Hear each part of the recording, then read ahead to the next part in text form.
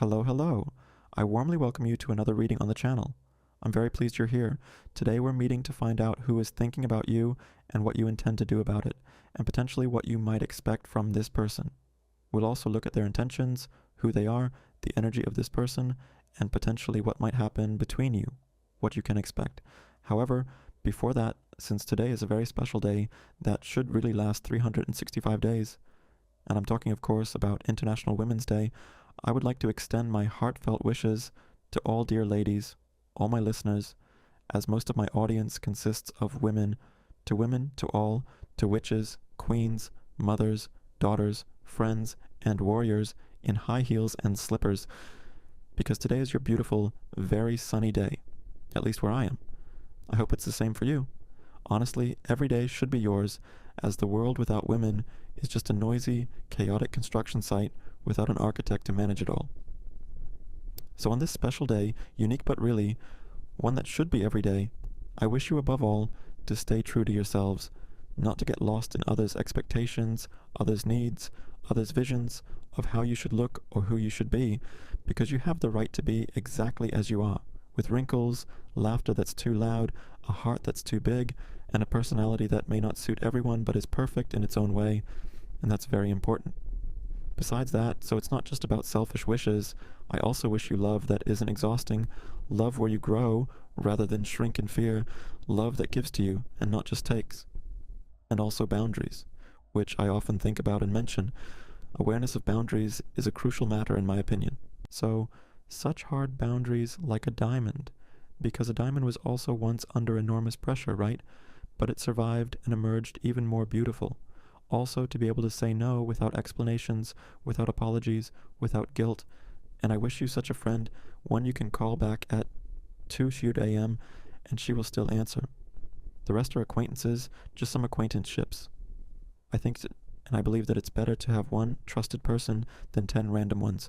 So all of this, and above all, moments for yourself, which means silence, tea, a book, a bath, without knocking on the door, and of course, finally, from me personally, cards that always tell the truth, because you deserve that truth.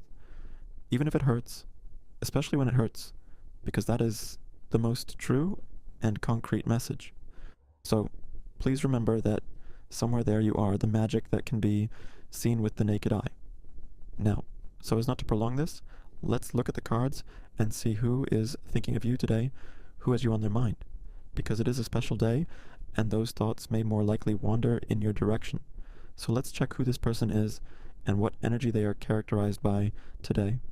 And we start with death. So right at the beginning, a card that is that black cat, although in this case it's half black, half bright. And this card obviously isn't literally death. It's not an obituary. It's not a prophecy of a black coffin. It's a card that came to you today and said, it's over and it's time to move on. Someone who is thinking about you today is standing at a crossroads. The symbolism of death speaks of the end of a chapter, and this person feels it. Maybe they don't want to admit it. Maybe they're still clinging to something that has long ceased to exist in the form they know, but deep down they know. They know that something between you or within themselves has undergone a transformation from which there is no return. This person thinks of you with a mixture of regret and fascination. Death itself is not necessarily sad. It is inevitable in this case. And that's how this person sees you or your relationship, as something irresistible, something that leaves a mark, even when it has physically passed. You are a turning point for them. You may not even know it. Importantly, death, in this case, it is not fully visible, but it usually rides on a white horse. This is quite an important detail because white signifies purity, clarity, a new beginning. We have a blank page, so to speak. So this person, thinking of you subconsciously, also thinks of a new start. It's as if the memory of you signals them. It's time to change something, time to end what suffocates them, and you are the mirror in which this person sees what needs to be buried in their life. Old habits, the old self, the old version of the relationship. So here, it doesn't matter who you are, where you come from, how much power you have, because the transformation of death touches everyone. That's what this card says. It also somewhat shows what they intend to do, which is the consequence of this card, something we'll see more precisely in a moment, but for now, it seems like they are standing still, not doing anything specific, but of course this can change very quickly, so we'll soon see if this is truly just a temporary stop. So let's look. The Two of Wands in the second position, and immediately after, Death comes the Two of Wands. It's not by chance. It is rather a response to what Death has left in the air. Well, here's a card that shows this person has already made a decision, at least in their mind. The Two of Wands is a card of a person standing on a castle balcony, holding a globe and looking at the horizon. They have everything they need. They have resources, position, opportunities. The only thing they're missing is the courage to make a move. And this is where this person is today, thinking about you. It's also quite characteristic for this card to often show water, even ships. So in this case, although we have a different kind of scenery than usual, the water is still there, right? And this shows us the ocean in a way, an ocean of possibilities, an ocean of what's being created and visible on the horizon, although not yet, so to speak, directly accessible. So if you combine it with Death, you get a full picture, because Death says, end of the old, and the Two of Wands says, but what now? This person stands between what was and what could be. And you are the horizon this person is looking at, quite literally, meaning they hold you in their thoughts like that globe, as something precious, something they want within reach, but don't yet know what to do with. It's interesting, I must admit. The Two of Wands is also a card of planning, so this person does not act impulsively. They are thinking, arranging scenarios in their head, like what if they wrote, what if they reached out? So there's this kind of planning in relation to some transformation with something that changes significantly over time, so to speak, undergoing changes. And also resurrection here may have some meaning, suggesting someone returning. It's not likely to be someone new. That's what I would suggest here, although not fully yet, but heading in that direction, I feel. And the Queen of Cups in the third position, meaning this card is not random, right? After Death and the Two of Wands, this is the key, one might say. It's a hint, meaning a hint for the one sitting and thinking.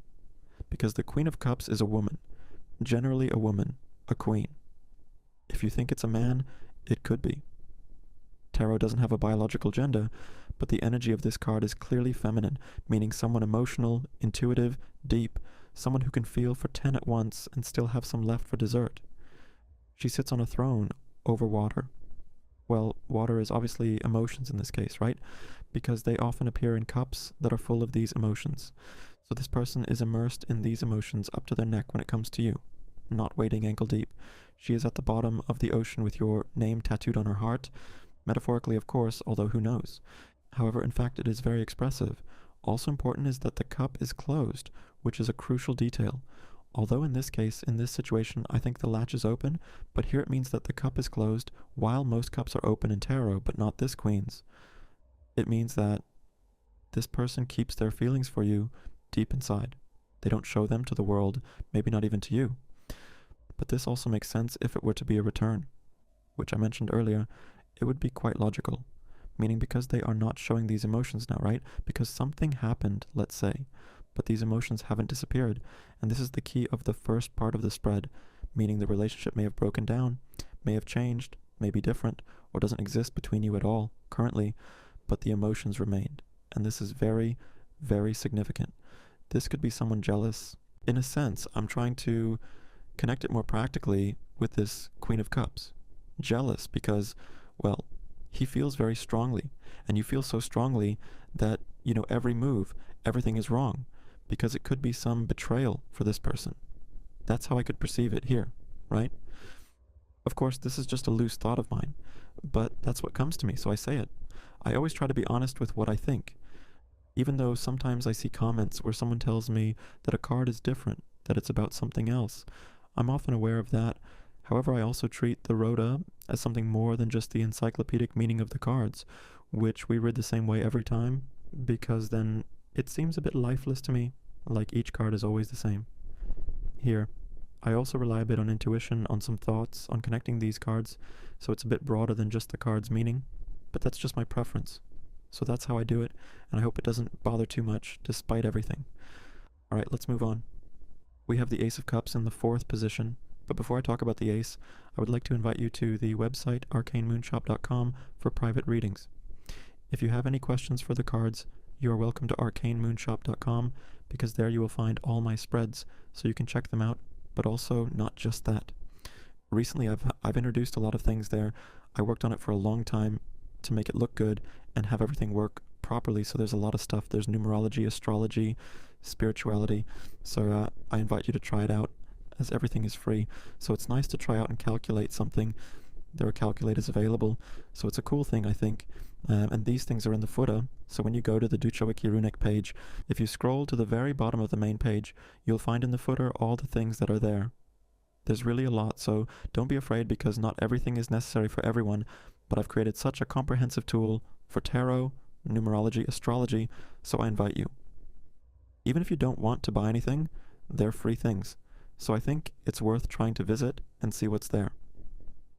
Meanwhile, returning to the Ace of Cups, it's a card that appears in the 4th position. Now I know everything. Maybe not everything, but it starts to become very specific here, because the Ace of Cups after the Queen of Cups is as if the universe took a microphone and spoke directly into your ear, saying it's about a feeling, a true and deep emotion, an emotion that is beginning, because we have the Ace, which means a beginning. Something is being born, something new is emerging, so to speak, and this might indicate that this is someone new. However, after this death, after the Two of Wands, I rather think it's something that has already been. It's some kind of returner. In this case, honestly, I wouldn't interpret it as something bad entirely. Generally, we don't like returners by default. However, this energy is quite pleasant. So the question is, isn't it someone who realistically, it was a sort of separation, I don't know, some relationship, friendship that hurt both you and him, but had to occur because something happened, right? Something happened, like a third person who drove you apart, and the relationship fell apart, but somewhere you both still felt something between you, right? So it's a bit of a returner, but not a bad one. That's how it feels to me, at least, because the feelings are so deep, they're pleasant, they're of cups. This is not just some little devil with a few wands in the middle wanting to have fun, but rather something more elevated, let's say. And here, well, it looks quite positive to me, so it can also indicate a sign, because the Ace of Cups is a card, well, maybe not the Knight of Cups, which is our romantic messenger of love, aimer, but still, the Ace of Cups can mean that something is happening, something is blooming. It is also a card of intuition, premonitions.